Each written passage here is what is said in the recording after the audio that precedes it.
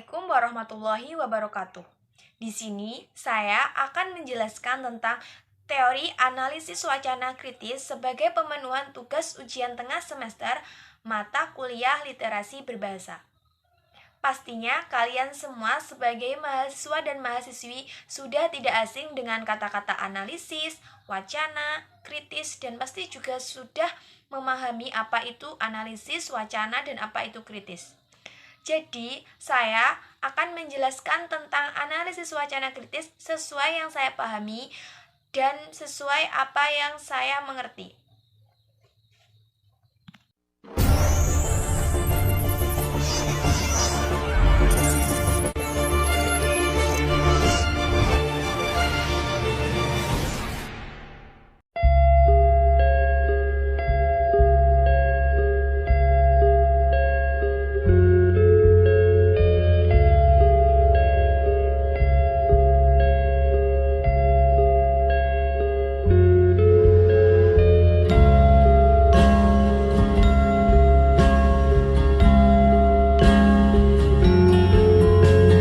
Oke, di sini saya pertama-tama akan sedikit menjelaskan tentang analisis wacana. Analisis wacana dikenal dengan 3 sudut pandang dalam bahasa. Sudut pandang pertama, analisis wacana digunakan sebagai perantara antara manusia dengan objek di luarnya. Jadi, makin tua makin pusing jadinya. Aku pengen balik sekolah. Sudut pandang yang kedua yaitu sebagai faktor sentral dalam kegiatan wacana serta hubungan-hubungan sosialnya.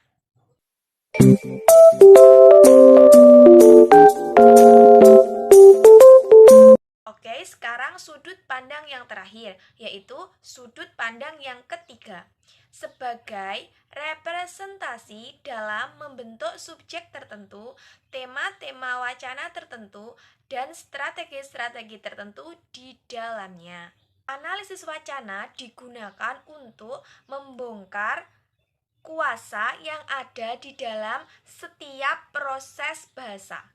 Analisis wacana sering disebut dengan sebutan analisis wacana kritis karena menggunakan perspektif kritis. Baiklah, berikut ini adalah hal-hal yang mencirikan sebuah teori wacana kritis. Yang pertama yaitu tindakan. Teori wacana kritis dikenal sebagai tindakan atau sebagai sebuah interaksi karena teori wacana kritis itu mempunyai tujuan atau bertujuan, tidak asal-asalan, tidak dilakukan dengan tanpa tujuan yang jelas. Ciri yang kedua yaitu konteks. Mengacu dari pendapat Goychok, analisis wacana juga memeriksa konteks dari komunikasi seperti siapa yang mengkomunikasikan, dengan siapa, dan mengapa. Dalam jenis khalayak dan situasi apa, melalui medium apa, bagaimana perbedaan tipe dari perkembangan komunikasi dari masing-masing pihak. Fillmore mengungkapkan betapa pentingnya konteks dalam analisis wacana sebagai penentu makna, karena jika konteks berubah, maka makna dari analisis wacana tersebut akan berubah juga. Ciri yang ketiga yaitu historis. Dalam menganalisis suatu teks wacana dapat dilakukan dengan cara konteks historis, yaitu dengan cara saat menganalisis kita harus mengetahui, harus mengerti mengapa analisis wacana ini menggunakan bahasa ini, mengapa menggunakan teori ini, mengapa menggunakan penelitian ini. Ciri yang keempat yaitu kekuasaan.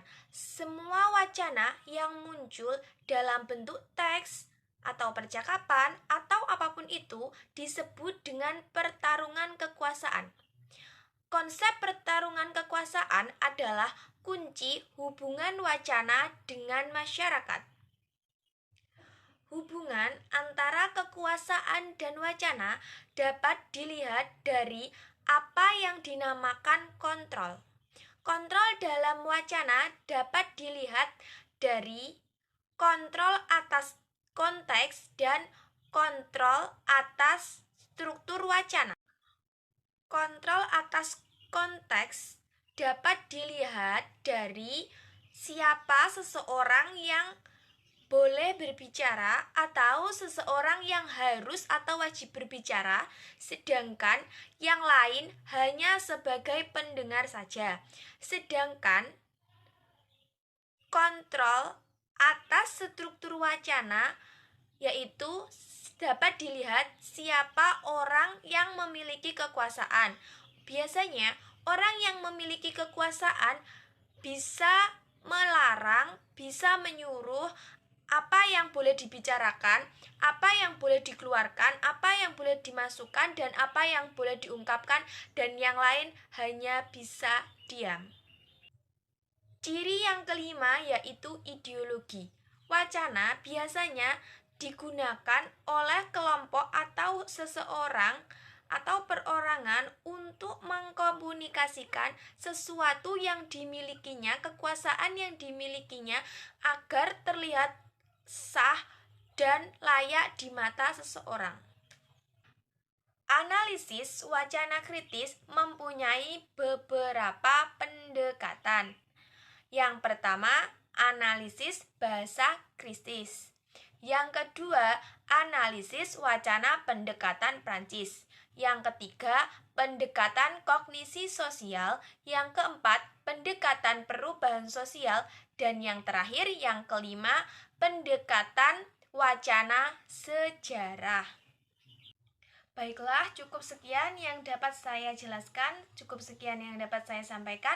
Apabila ada salah-salah kata atau salah penjelaskan, saya mohon maaf yang sebesar-besarnya. Wabillahi taufiq walhidayah. Wassalamualaikum warahmatullahi wabarakatuh. Sampai bertemu di tugas-tugas saya selanjutnya. Bye-bye.